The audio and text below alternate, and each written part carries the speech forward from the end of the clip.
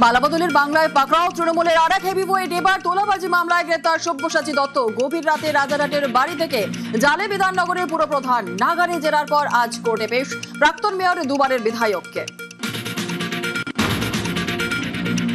বিধানসভার পর লোকসভাতেও তৃণমূল ভেঙে চুরমার। এনডিএর শরিক হতে চেয়ে স্পিকারকে চিঠি 20 সাংসদের। বিজেপির ভূপেন্দ্র যাদবের বাড়িতে শুভেন্দু অধিকারীর সঙ্গে বৈঠক বেসুরোদের।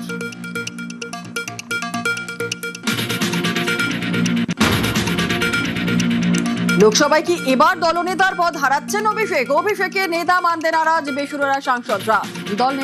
দলনেতা বাঁচলেন কাকলি ঘোষ দস্তিদারকে। ডেপুটি লিডার শতাব্দী রায়।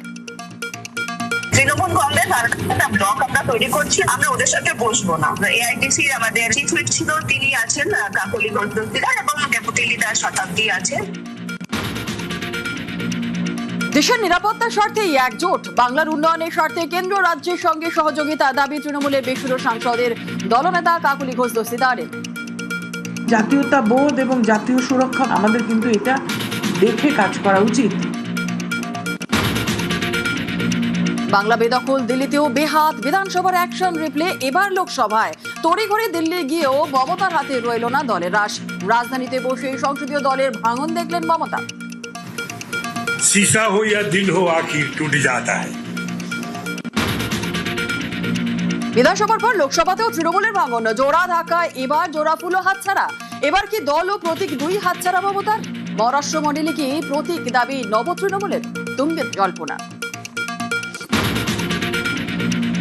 ভেঙে খান খান তৃণমূল, দলের রস বেসুরোদের হাতে।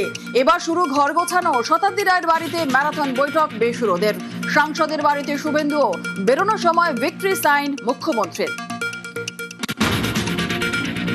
তৃণমূলের সংসদীয় দলে ফাটল। রাজ্যসভার সাংসদ পদ ছাড়লেন সুখেন্দু শেখর রায়। ছাড়লেন তৃণমূল, ইস্তফা দিয়েই পর তোপ। ডেলো প্রসঙ্গ তুলে তৃণমূলকে নিশানা। দলে আদর্শই ছিল না বলে কটাক্ষ।